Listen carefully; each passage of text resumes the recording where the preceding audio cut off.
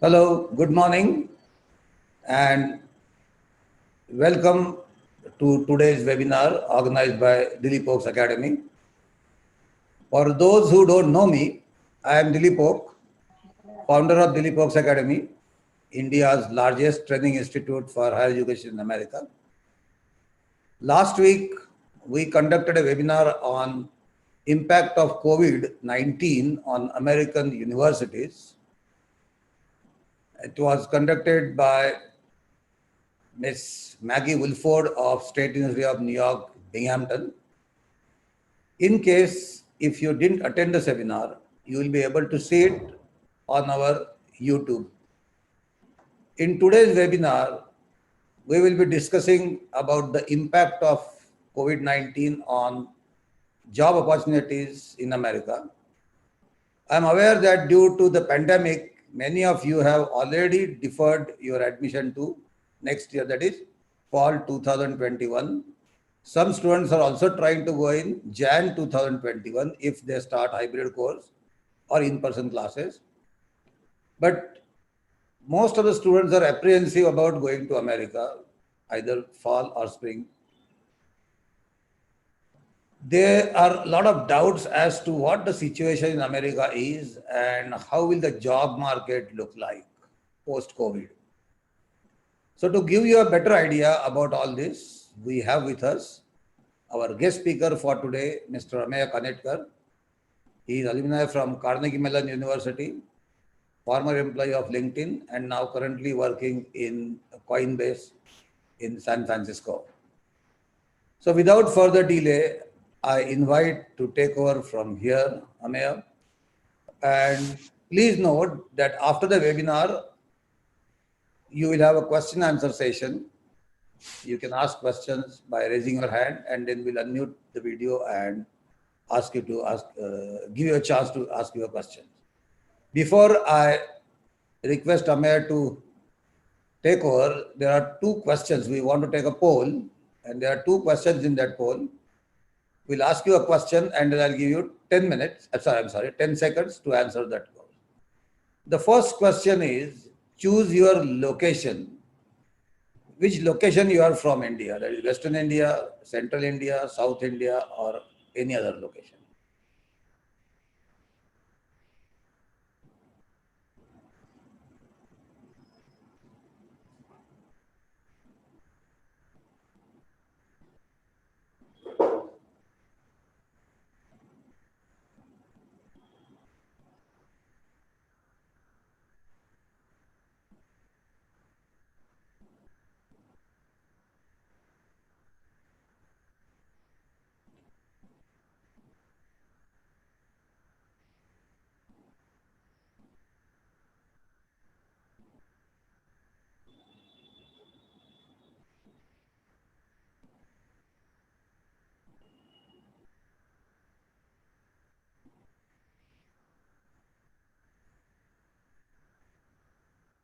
Okay, thank you. So majority are from Western India. Now the second question is, choose the semester you would like to join for pursuing your masters in the US. The first question, I am planning to go for fall 21, that is next August, fall 22, or it is still undecided, still exploring the opportunities.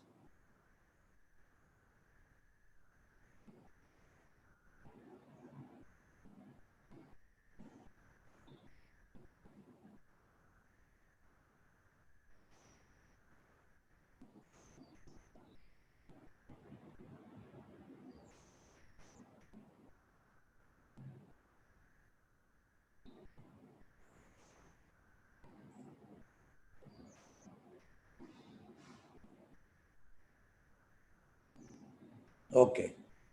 Thank you. So majority are going, about 62% for the next fall, that is fall 2021.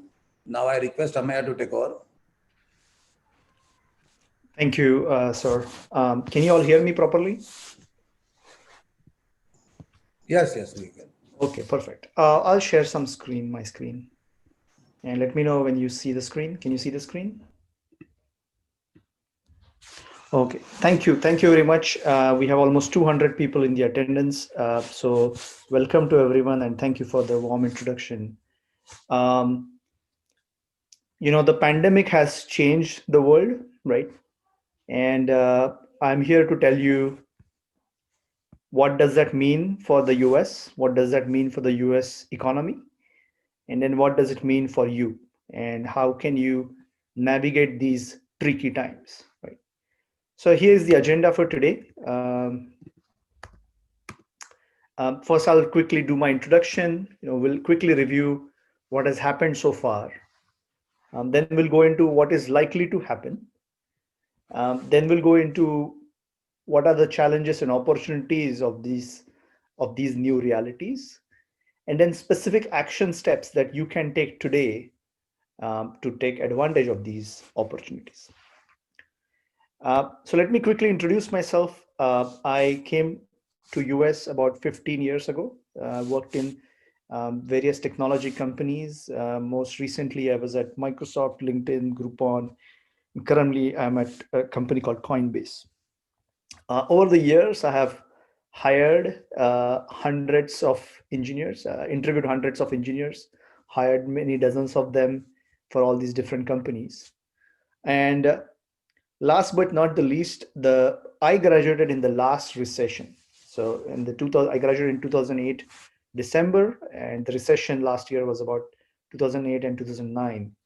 So I personally have been through some of the tough times in the last recession economy in the US. And what I observed, what I learned from it, I'm here to share with you. We'll go with a lot of questions in the end, and we'll go with this. Uh, First and foremost, every time there is a big change in the world, and pandemic COVID-19 has definitely a big change. It looked like it's not a big deal in early March, early February, when people talked about having a lockdown for 2 weeks, 1 week, and so forth. But now we are almost in 7 months into this um, situation, this pandemic, and there are no signs that this is ending anytime soon. Hopefully we'll have a vaccine and things like that, but 7 months is a long time, and world has fundamentally changed. So how do you see this world? Through what lens? The best way to look at the best lens you can look at it is through unemployment numbers. So what you're seeing here is the unemployment for all of the US workforce.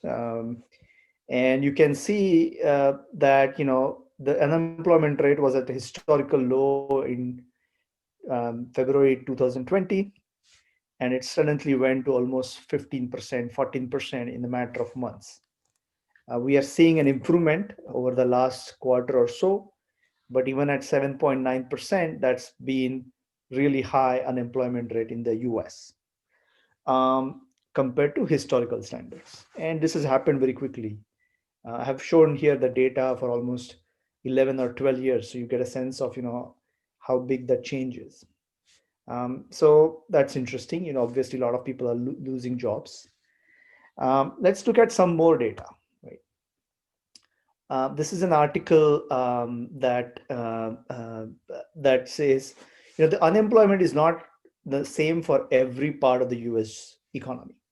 So while the U.S. economy while the unemployment for the overall U.S. stands at 14% or now 8%, the unemployment for tech jobs, the people with college education, that's how they calculate it here, but specifically in the tech business, higher education, the people with higher education skills, their unemployment is actually looks very different. So this is one headline that I picked up. Tech avoids steepest job losses as US, although the US is reaching. Here is some more data. So let me go to the next screen.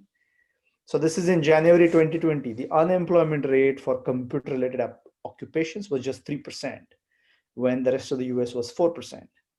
In May, the rest of the US became 13%, but the unemployment rate has actually not changed much, right? So in fact, it has improved slightly. So what that tells you is that, first, that while there is a larger job issues in the wider economy, um, the jobs affected, jobs related to computer occupation in this particular case, but in general, high paying jobs, high tech jobs have not been affected as much or very little per se. And whatever effect that we saw in the first 3 months has kind of subsided. A lot of companies are hiring. I myself changed jobs literally a week ago. So we are seeing a lot of demand and a lot of movement in these jobs. The first 3 months was different, when companies didn't know what to expect, and they were trying to figure out how to address these problems, how to address this new world. But now companies have figured out how to navigate these situations, and they've started hiring again. Just last week, you saw big results from all the tech companies, big results from pharma, big results from healthcare. They're all doing actually pretty well. So I particularly personally expect these jobs to continue to grow.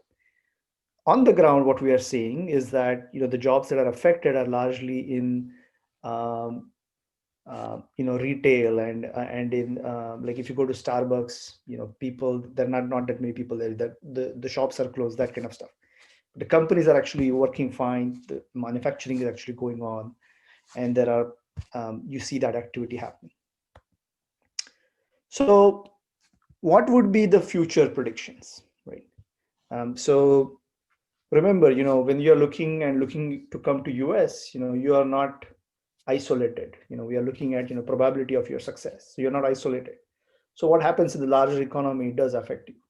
So what can we predict what will happen in the future? The best indicator of what will happen in the future is look at the past. So I brought up the same graph. This is the graph that when I graduated, and you saw unemployment going up quite high, and then it slowly came down, right? And in 2018 and 2019, 2020, actually unemployment was really low. Anecdotally speaking, most of the people who graduated from US universities, a lot of Indian students, a lot of Chinese students, most of them got really high paying jobs. So, there is a good chance that, in a year's time, in the 2 years' time, things will improve significantly, right, from where they are.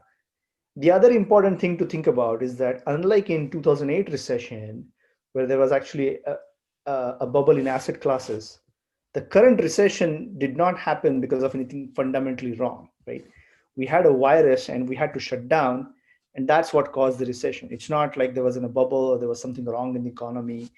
Um, so it's a very induced recession in a sense that there is no fundamental anything wrong. So there is absolutely no reason why things shouldn't come back to where they were once this pandemic is over, which is likely to be in the next 12 months or so. So that's prediction one. But I know for most of our Indian students, the decision is not just how economy is doing, but how immigration is doing, right? So a lot of immigration policies in the US, whether it's F1, OPT, H1, they do affect our decisions, right? We want to make sure we come here, we graduate, we can work. After graduation, we'll get the job. We earn enough money so we can pay off the loans we have taken for our higher education. So it's very important that immigration policies are also taken into consideration. So here is a look at immigration risk and what has happened in the past. What this graph tells you is that how many days it took for the H1B quota to be complete. So you can see after 2013, the H1B quota was basically full, the 85,000 visas that were available within literally one day, right? 1 or 2 days. You can see during recession, 2012, 2010 to 2013, the quota was actually, the visas were available for a much longer period, almost for 6 months, 7 months, 8 months. But the moment economy picked up, these visas were gone. And then people were entering the lotteries. Even after Donald Trump was elected in 2016, we have not seen any material changes. There has been a lot of chaos, there has been a lot of news, but we have not seen any material changes to any policies. Even if there were any changes, usually they were reversed in a matter of weeks. So you see the same from this graph also. In 2016, Trump was elected. For the last 4 years, the visas have been continued to be exhausted in a matter of days. That tells you that as long as the general immigration stays stable, which it has even in the Trump presidency and in Obama presidency and any future presidents we might have, uh, the underlying fundamentals tend to remain stable, at least for the Indian students in the US. So then we might get more clarity in a matter of days after November 3rd, the presidential elections. I personally do not expect any major swings either ways, positive or negative, in the medium term, which means that there will be enough demand for visas, which means there are basically enough jobs. Moving on. So now we have looked at all this data. We have seen the unemployment rate going up and down, the visas availability. What does this mean, right? What are the opportunities here that you can act on, and what are the challenges? So first, in the short term, the outlook remains volatile. So when you say short term, I'm talking about next 3 to 6 months. A lot of universities today have not opened, or if they have opened, they have remained remote, which means most of the students are logging in from their Zoom or whatever video conferencing systems they have. And the college campuses have not opened right now in most US universities. That is likely to be the case in the short term.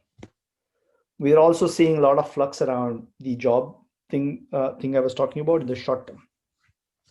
But remember, most of you are going to the universities next year or even after that, which is fall 21 or beyond.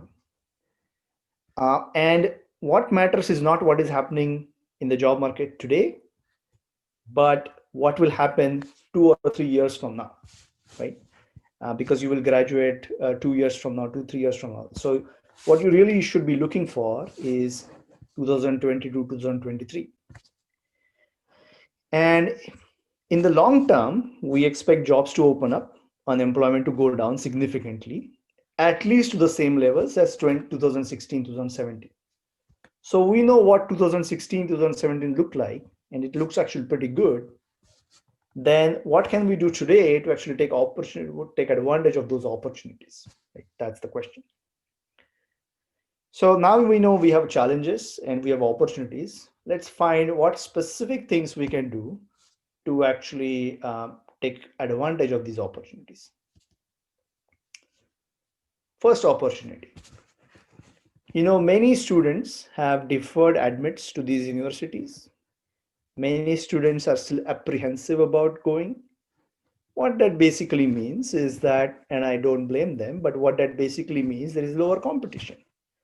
For a given GRE score on your profile, you might have got admitted into rank 30 university, for example. Now there's a good chance that you might get admitted in rank 10, right? You may not have got into Carnegie Mellon before, but now you can. You may not have got into Stanford before, but now you can. Just because the fact that there are fewer people who are applying for it, right? Remember, the degree you get is for your life. Nobody is going to remember 10 years from now that when you're a Stanford graduate, 10 years from now, that there was a recession, there was a less competition, that's why you're a Stanford graduate. You're a Stanford graduate for life. So that's actually a big opportunity. The lower the competition, that's great. Take advantage of it. So the opportunity is simple. Less competitions mean better chance of getting into your dream university. Take advantage of that. Opportunity 2, better job prospects when you graduate. Remember, there will be fewer people graduating in 2022 and 2023 compared to 2019, which means there will be fewer students applying for the same jobs. And we will have a booming economy in 2022 once the pandemic is over. So there will be a lot more opportunities. And we saw this happen in 2011, 2012. A lot fewer students came to US in 2010, but they had a lot more opportunities when they graduated in 2012. So the best part to get into actually university is actually during the recession, because by the time you graduate, the recession is over and you have actually more jobs to go for. So when you graduate, you will have more jobs and less competition. So what are the next actionable steps that you can take?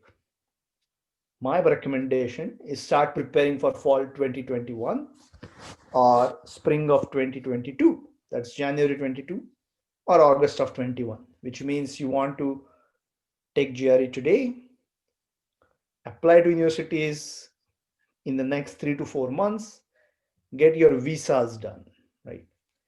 Why? Because visas are usually valid for 5 years, right? Once the visa is there, you have option for 5 years, right? What that also means is that you are taking away any risk that you might have with any immigration changes that might happen. We know the current immigration today. Take advantage of it, get your visa stamped. They're valid for 5 years and go to fall 2020. That's an aggressive path. There's also a risk adjusted path, right? Which is basically prepare to go to fall 2021, take your visas, but defer the decision until you have more clarity, which means you will get your visa stamped in April or May next year, but you can decide whether you actually want to go or not in June, right? And if you decide, if you feel like, it's not a good time, maybe there's not enough clarity, you can just delay the admission, right? But you have your options open. So an aggressive path, which is you just go and take that opportunity, you believe the future is bright, or you can just do the same actions, but just delay the final decision until 2022. So whether you go with the aggressive path or a risk adjusted path, your actions are exactly going to be the same. Why you're doing this? Because you want to take advantage of what's going to happen 2 years from now, which is generally a bright picture than it is today. Lower competition, which means better universities, and lower students, which means better job opportunities when you graduate. That's a smart move. It's very, Warren Buffett has a quote that says, when others are greedy, be fearful. When others are fearful, be greedy. Today, everybody else is fearful. This is your opportunity to be a little bit more greedy and take this opportunity from both hands. The next question people often ask is, which are the areas which has opportunities? So I put together this list of what I call recommended sectors. These are the sectors I recommend from what I've seen from my experience that you will have jobs when you graduate. And then there are sections which I think there might be challenges in getting those jobs. So let's talk about the jobs that I do not recommend first. First category is actually MBA degrees or business related degrees. These are highly qualified and educated people, but because of our immigration policies in the US, it is challenging to actually get these jobs because you only have 1 year of OPT after you graduate. So even if you get the job, in 1 year, it's hard to get your H1 done in a single year. Usually it takes 1 or 2 years to get through the lottery. That's why it's very risky to do an MBA and work for a job. MBA also actually costs a lot of money. So that's number one. Second, jobs I do not recommend is anything related to arts. People come for design, people come for architecture, people come for humanities. I just don't recommend that. There are enough people here. H1B, getting H1B is very difficult for these jobs. Just don't recommend. Then there are less preferred jobs, which can have opportunities, but at least not from what I see today. So for example, electrical engineering jobs, jobs in finance, jobs in petrochemical engineering, primarily because there's a potential that US will cut down on carbon, on oil and gas, and go more towards green energy. And medical related, again, the same reason, in medical for USMLE and things like that, the competition is insane. Getting visas is hard. So let's talk about the sectors which are best bet for you to get jobs. First and simple, computer science, computer engineering, machine learning, information technology, data science, AI, deep learning, information systems, statistics. Basically, so far, all the jobs are data science and AI and computer science related. There are plenty of opportunities, there are plenty of jobs. There are more and more software jobs being created. And there are always a need for people with those skills. Then you have a bunch of jobs in operations research and supply chain, industrial engineering, logistics, things like that. That is an upcoming area. For example, Tesla and other companies are hiring a lot, and people do tend to get jobs in a lot of these companies, and there's a lot of investment being happening in robotics and EV manufacturing and stuff like that. There's also a lot of jobs opening in biotech, and mechanical engineering and green energy. Green energy is basically wind and solar and stuff like that.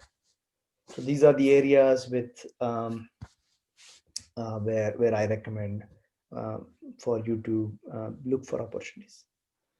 With that, those are the things that I wanted to chat, but I'm opening up this for any questions. Well,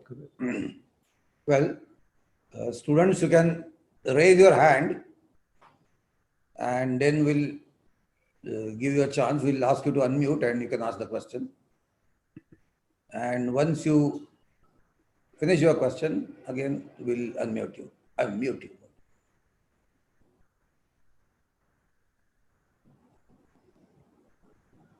If you want, you can ask question in Marathi also.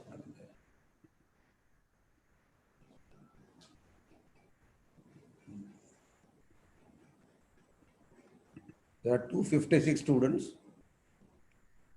Shubham Ghosh. Shubham Ghosh.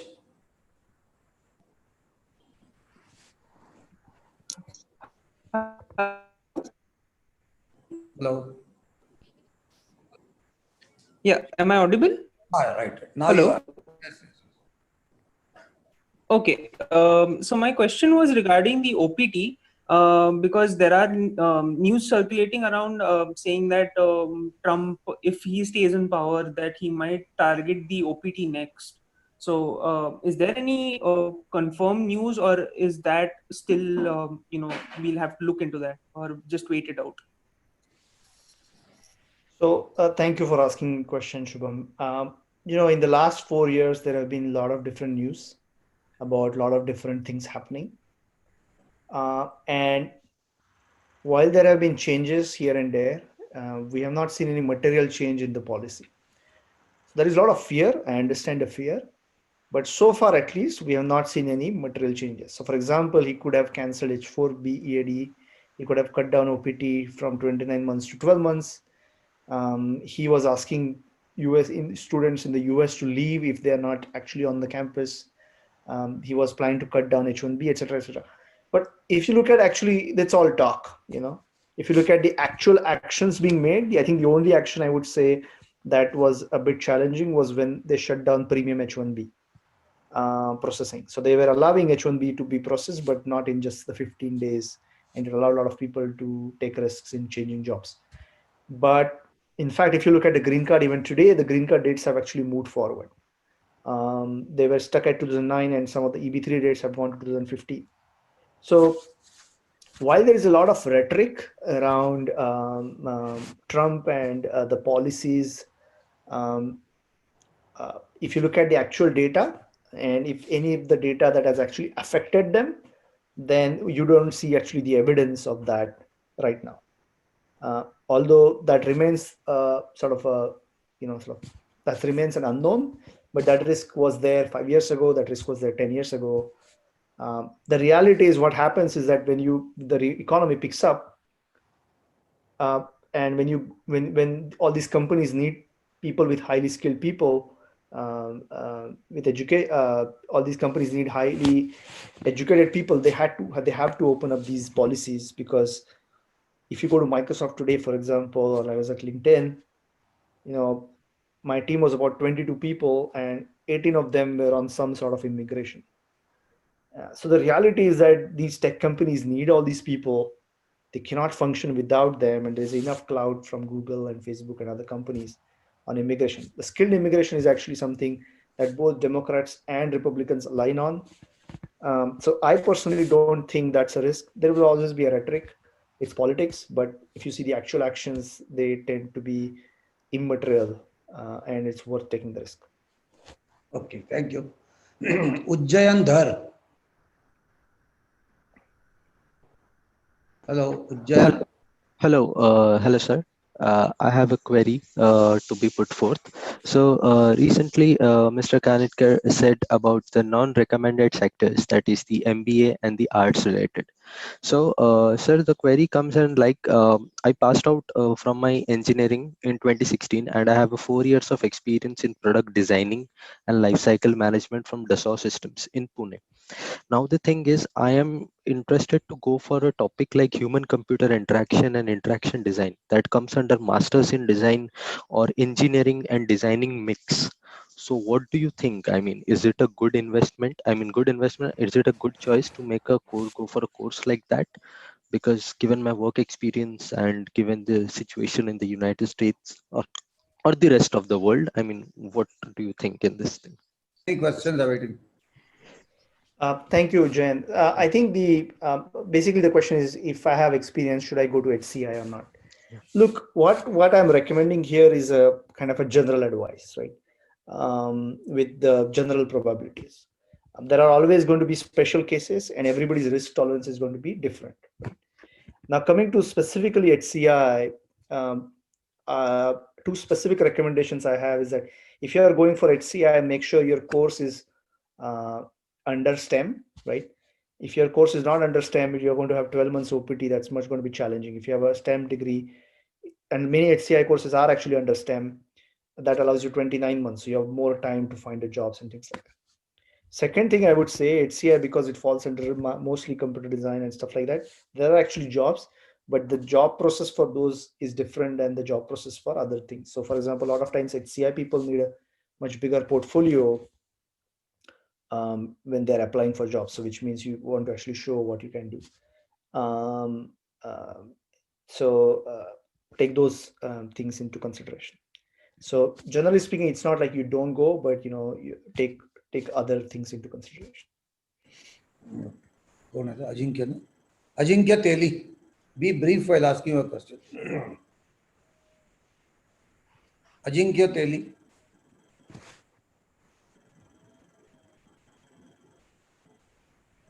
Ajinkya. Hello, हाँ ठीक है ठीक है. am I audible? हाँ येता येता go ahead. So my question is, I am, as you said that finance jobs maybe at so I just wanted to ask that I'm planning for fall 21 in MS Finance. So what would you like suggest? Because I am already holding an experience over here in India, and I'm MBA graduate from banking and insurance specialization. Yeah, again, same thing. Make sure that your degree is a STEM degree. If you don't have a STEM degree, then you're taking on a much bigger risk than otherwise. Um, finance is a very large area, right? There is all the way from investment banking to sort of filing your taxes kind of situation. So it's a very large area. So I don't know where you particularly stand, but if you are on the higher end, investment banking and trading, and you're very good with statistics and those kind of jobs, those jobs tend to be much more high paying, and they tend to be highly skilled. But if you're looking for sort of audit related jobs, CPA and that kind of stuff, which is CA equivalent in the US, I don't recommend it for immigration reasons. Not that there won't be jobs, but for immigration reasons, I don't recommend it. कौन है? अभिषेक पाटिल. अभिषेक. Yes, हाँ. Okay. sir. आवाज येतोय का? येतोय व्यवस्थित येतोय. Okay. Sir, I just have two small questions.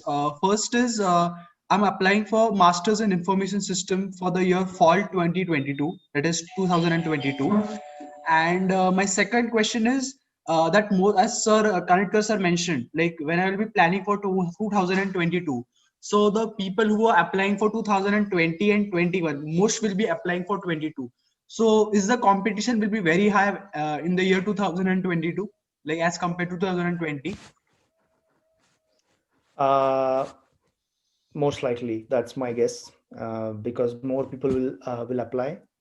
But in the next 3 months, we'll know more, right? Like if there is no vaccine, if we see the vaccine coming out much later, pandemic ends into 22, then that cycle will not have a problem.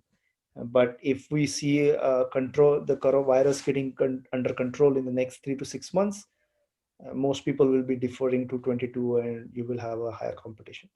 If you have an admit though, you can take an admit in 21 and just defer it to 22 because then universities need to honor that admit. But if you just wait for applying till 22, yes, you will face higher competition from the data, what it looks like. Sir, my question was also that how is the job scenario for the Masters in Information Systems, MIS? Yeah, as long as you stay in MIS and be more, as long as there are a couple of skills I recommend to you to really nail down. One is, everything related to databases and SQL, because if you can't find jobs on the business side, at least you can go for a data analytics and data science kind of job. So make sure that your databases and your SQL skills, your potentially R and some statistic skills are rock solid, so that in case things don't work out the way you want to, you can actually fall back on the more tech focused jobs. I personally did MIS too, and it worked out fine for me. But I graduated in recession and I ended up going back to engineering, which has worked out well for me. But that was the fallback that I had to do personally, and I was, lucky that I had those skills. Don't go to MIS to escape tech. Go to MIS because you want to do MIS, but make sure your tech is good too. So, but as mentioned, Carnegie University's MIS as compared it is 16 months. So most of the people say you should most probably go for 2 years of MIS rather than 1.5 or 1 year because you get ample of Doesn't time matter. for a search of job. So how is Doesn't that? matter. Okay. Yeah, doesn't matter. Thank you so much, sir. Viswanath Paira. Hello, Viswanath. Hello, am I audible? Yes, you are. Yes. Thank you for the insightful presentation. So my question is, I'm basically master's in material science and 6 years experience in Michelin tires. So can you please shed some light on material science and engineering prospect because I didn't see it in the list.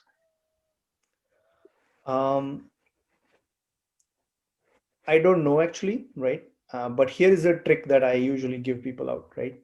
Go to LinkedIn today and search for jobs with whatever degree you want to have and see how many jobs turn up and see if those skills you actually have, right? That's a trick for many different disciplines, right? Because you might be doing something that you might have some special skills and um, just go to LinkedIn and search for those jobs. Just choose the location that you want, put San Francisco, put US, whatever number of job experience, and see how many jobs turn up. And then you will have a sense of what market is looking for. But I'm basically looking for the PhD. So like before that, how do I look with the same qualification I have to search for the job? So you can do the same, right? The trick is applied even for PhD, but PhD is slightly different, right? Because a couple of things. One is that, with PhD, a lot of times people are going for a very specific things, right? Versus just the MS, where the goal of the MS is to actually get a job, right? But a lot of times people go for PhD for getting into professor, assistant professor, that kind of stuff, which is actually a much harder pathway. So a lot of people actually end up coming back. But PhD is different because now you're looking at 7-year horizon. It's hard to say what will happen in 7 years. Okay, thank you so much. Saurabh. Hello. Am I audible? Yes, you are. Okay.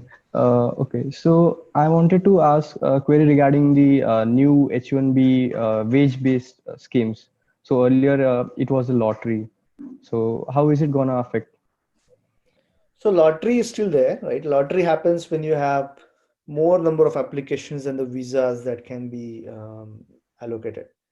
The October 8 decision on H1B is actually a concerning decision, but they have not followed the process to actually run through the change. So when you have this kind of a change, they actually have to submit a proposal for public responses, and it usually takes 4 or 5 years before these kind of changes can be implemented according to the law. But they have actually not followed the process. So many companies, including Microsoft, which was my former employer, have challenged this in courts, and this is actually pending in courts. I spoke to lawyers last week, and they mentioned that they fully expect this particular case to be knocked down by the judge, but it's part of the current election thing, right? Because they announced this on October 8th, elections on November 3rd. My personal view is that I think the judge will knock it down because it's illegal. And even if they want to make it legal, it's going to take 5 years to implement. So I don't think this particular thing will affect lottery. Lottery is just a matter of how many people, how many visas are available and how many applied. So if you have 85,000 available and 185,000 people apply, they have to go through a lottery. Does this make sense? Okay. Ashish Gowri. Ashish. Okay. Am I audible? Yes, you are. So my question is regarding once we get there. So if I'm targeting a particular job, suppose a full stack developer, what skills will be required? How did you know what skills will be required for that job? And what are your recommendations on how to acquire them? Yeah. So the full stack thing. So here's a couple of things, right? If you're looking at, I know full stack world changes all the time. There was Angular a few years back, then there was React, now there is Flutter, all that stuff. So it changes pretty quickly. It doesn't really matter, right? As long as you have your some Node and some standard JS experience. Most companies don't say I want, X number of years of experience, right? But my recommendation for any computer science related jobs is that make sure you have side projects, right? You have your GitHub account that you can demonstrate and things like that, because it's very demonstrable. So especially for full stack, make sure you have some web app that you can show, right? That's how you can stand out, right? But the standard computer science degree is totally fine, Okay. Rishi Ladha. Rashi Ladha, I'm sorry. Yeah. Am I audible? Yes, you are. Thank you for this opportunity. So my question was around with a lot of universities offering online classes. Will this affect our chances of getting a visa, and which will in turn affect our chances of getting a job? If you're already in the US, then attending online classes is your option. If you're in India, I personally don't recommend it. I would say wait until the university is open and then come. Thank you. Pooja. There might be a case where you have 20% online, 30% on. That's okay. If the university is 100% online, just stay in India. Okay. Pooja. Pooja Bharate. Sir, am I audible? Yeah, good. Okay. Sir, so my question is it risky to apply for an MBA but with a STEM pathway? Because lots of universities are offering that, for example, business analytics and data science or so. So is it really a good decision to apply for an MBA with a STEM pathway, and which offers the OPT and the H1B facilities? Yeah. As long as you have a STEM pathway for 29 months OPT, the decision is really up to you, right? The thing is, a lot of times, I would say if I have to prefer, I would prefer a tech degree over an MBA degree. But as long as you have a way to show that you are actually good at decision sciences and data science and some of the other core areas of technology, then MBA is fine. But I would say it's a less preferred option again compared to purely tech degree. Bhushan Bhore. Bhushan. Hello, am I audible, sir? Bol. Sir, actually, you didn't mention anything about regarding to the civil engineering or the construction engineering. Is it in the scope or not in the future? It's I would say it's an area, it's a niche area. I wouldn't say there are that many people who come here for civil engineering and apply and things like that. So I would say do your research, Okay. yeah, that's what I would say. It's not like it's if you see all the job listings, let's say there are 100 job listings, for graduate students, for after MS, I would say 50-60% are going to be for computer science related areas, and everything else would be in the remaining 40%. I would say civil would be less than 5%. So, but they're also less than 5% students. So there is that. So I don't know, but I haven't seen. I'm here for 15 years. I don't know many people who have got jobs through civil.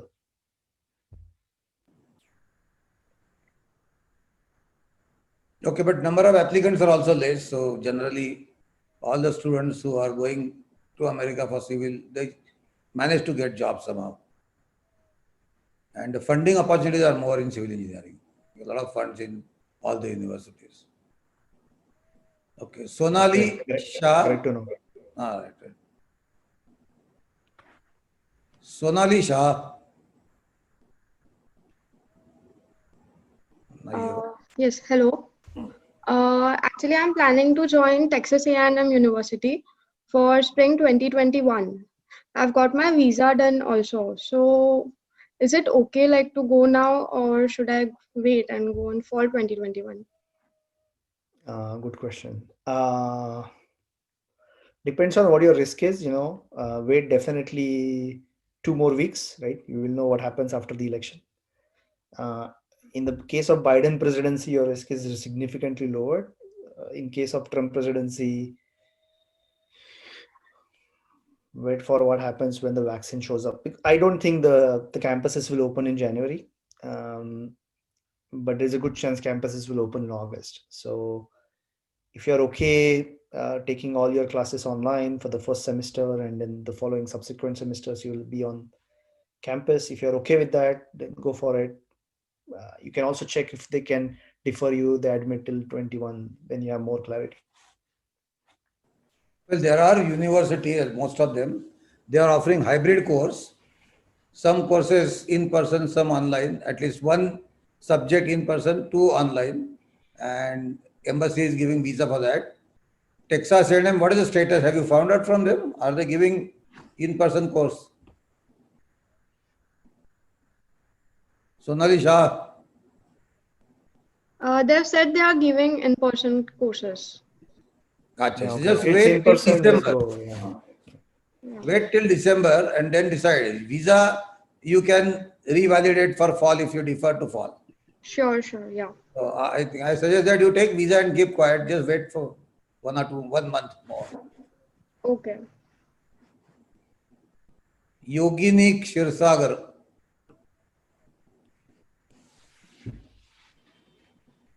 Hello, Yeah. Yogini. So yeah, I have done BTech production, and for last 10 years I have been working as software developer with companies like JP Morgan, and I want to pursue MIS. So would I face any challenges in terms of getting admission and getting jobs? I'll defer the admission question to sir. I don't think you will have a problem getting a job. The admission also should not be a problem because she has a lot of experience. Okay. Jnanesh, no, I'm sorry, Divyesh Srivastav. तो म्हटलं एक लाईनमध्ये बोलला. Hello, sir. Am I audible? Yes. Hi. Hi, Ameya. So, actually, my question is very specific. I have done my graduation in computer science, and I've been working as a software developer since more than last like 3.5 years almost. So, and I've grown a lot of interest into the same field. But my academics were not that strong, and I had quite a number of backs in my academics, because of which some of the experts actually advised me to look for the course in maybe in data science or some other field, because that may assure that I can get a decently good or a better university, whereas in the computer science course I won't get that. So I still want to go for the computer science or computer engineering course. What should be the path which I should go for?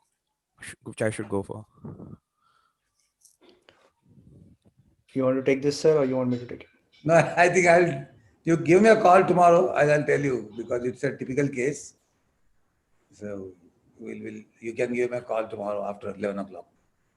plus, Ameya, sir, I do have a question about that as well. That I know that being in the software field, I've seen that there are enough jobs, and I am pretty confident that I can even uh, like get into any company I want to. If I'm, it's just about where you are. So, uh, like. Getting into a decent university is really important there or not? That's the main question, because computer science jobs, does companies actually look for the reputed universities or like that much? I think this is a question of probabilities and possibilities, right? Um, so my story, it's interesting, right? I graduated from CMU. The job I got, actually, I had my admit was deferred by 7 months, my start date. So I ended up actually getting a job in Santa Clara University's job fair, right? But actually, when I went there, mine was the only resume they picked up because I was from CMU, and nobody else from Santa Clara was picked up for the job I got. So there is always a currency that you get from a higher education universities. This doesn't mean you're guaranteed a job. This doesn't mean that you're from a lower ranked universities you won't get a job.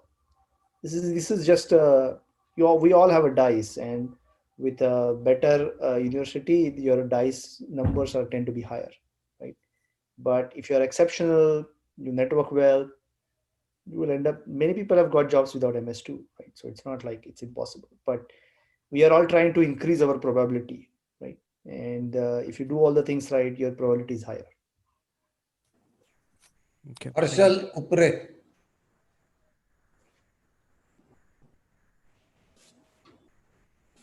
Harshal. Hello. Go ahead. Sir, I wanted to ask about MS in mechanical engineering.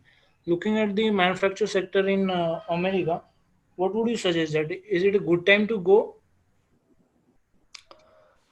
to do I MS in personally mechanical, or should I believe, prefer for MS in? yeah, I personally believe that there will be more manufacturing jobs in the US than what we had seen in the past. What has happened after pandemic is that many companies have realized that they actually have a very risky supply chains, right? What happens? US goes against the sort of under Cold War with China or other countries, right? A lot of these supply chains will be massively impacted. So a lot of companies, what they're trying to do is they're actually trying to see if they can bring manufacturing jobs back in the US, especially high tech manufacturing jobs. A lot of semiconductor jobs, a lot of auto industry jobs, a lot of green energy jobs, things like that. So I personally believe that there will be more mechanical engineering jobs than in the past, and we saw this massive 20-year trend where all these mechanical jobs were going to China and other places. My thinking is that actually these jobs are likely to come back to US, primarily because these companies don't want to be vulnerable to any geopolitical risk that China and US Cold War, if it happens, possesses. So at least in the high-end manufacturing, these jobs are likely to come back. Very good. Tanmay Kulkarni.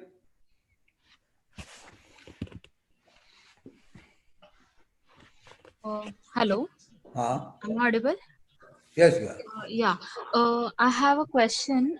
If this situation, like the pandemic situation, if it continues for fall 2021 as well, like campuses remaining closed or etc., and if they offer online classes, so should we still opt for the online class, or should we wait, or should we defer our admission till the campus gets open? Because My recommendation is defer the admission, but uh, this is again a personal decision. I doubt it will be 100% online in fall 21. It's already happening. Somebody mentioned Texas A&M is already going for 100% in person. So I don't think universities can sustain 2 years of pure online classes. All these universities are also under tremendous pressure, by the way. Their finances have been strained. They're actually looking for students, right? This is probably the first time in the US history that there is actually more supply than the demand. Um, so I think universities will be doing everything they can to actually open the campuses by next year, for sure. Thank you. Rasika. Hello. Hello, yeah, am I audible? Yes. So I want to ask about spring 2021. If we go for spring 2021, after we graduate, what will be the job scene? And also, is it harder to get jobs after graduating in spring than after graduating in fall? Good question. So the first question is that, what will be the situation after you graduate? So I assume that for spring 2021, you will be at least graduating by end of 23, or you will be graduating by fall of 22, right? My personal thing is that the economy will come back to normal in 22-23 for sure. Uh, Primarily because people will figure out the vaccine will be out, uh, and most industries will come back. The probably the slowest industries to come back would be travel um, and uh, travel and services, hospitality. Most of you are not going for those industries, so it should not be a problem. 2022, 2023 jobs should come back. The second question is that does it matter when you graduate from spring versus fall and things like? There are two big seasons of hiring in the US. Most companies go for summer interns, which is basically the May to August. And so companies come to campus for hiring in September, and they come to campus for February and March period, right? Um, those are the areas, those are the times you want to graduate. So you probably don't want to graduate in August because there's nobody on summer on campus to actually hire for you. So if you have graduated in April, May timeframe, in spring semester or in fall semester, you're fine. You don't want to graduate in summer semester. Make sense? सलोनी वांबुरकर नाही झाली का ती? Hi. हा बोला. Hello. Am I audible? Yes, yes. Yeah. Thank you, Ameya sir, for the insightful presentation. I had a doubt regarding the thing you said about how fall 21 would be less competitive, because the situation is that many students are deferring. Many students who intended to go for fall 20 have deferred to fall 21. So wouldn't the competition be more in the US universities is what I wanted to know. So the thing is, a lot of people are in your boat right now, right? And a lot of people are saying, hey, the daily coronavirus cases are actually going up. We have election coming up. Economy has not opened up. So what do we do with fall 21? So people are not taking GRE. People are not doing, all these other things that are necessary. Remember, you start preparing to go to fall 2021. You must be preparing since last year, right? So, or early this year, right? And many people have just not done that, right? We have seen the data that not as many people are taking GREs in the last 6 months than say 2019, 6 months prior to September. So we just know for the fact that all these people there are just fewer people, and many people are just sitting back and not taking an action and wait for clarity to emerge. My suggestion is that I think there is enough clarity to make an action, because you're not going out for jobs tomorrow. You're going out for jobs in 2 years from now. So take advantage of that and just go for it. In the worst case, you can always defer. Kulkarni.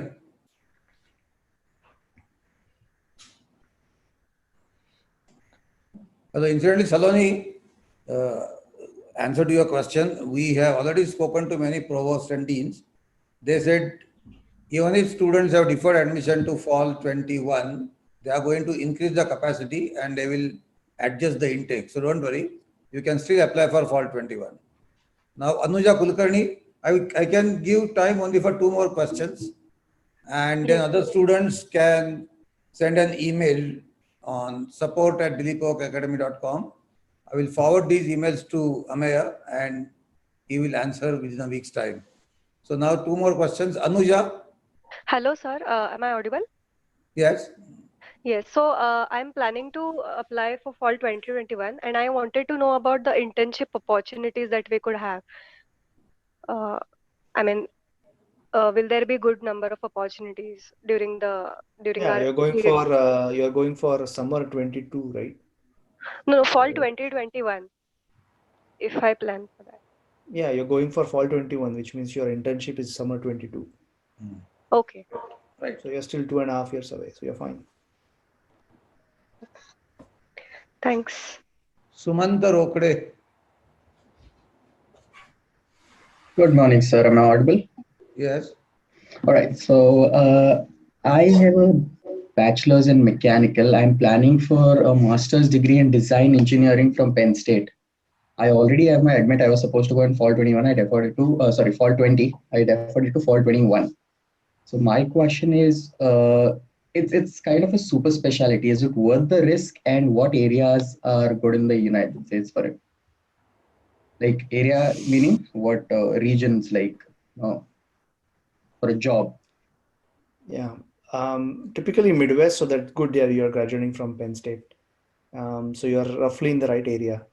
Again, I Okay. would take the same trick I gave you on the LinkedIn. Just go and search for different areas and see where the jobs are.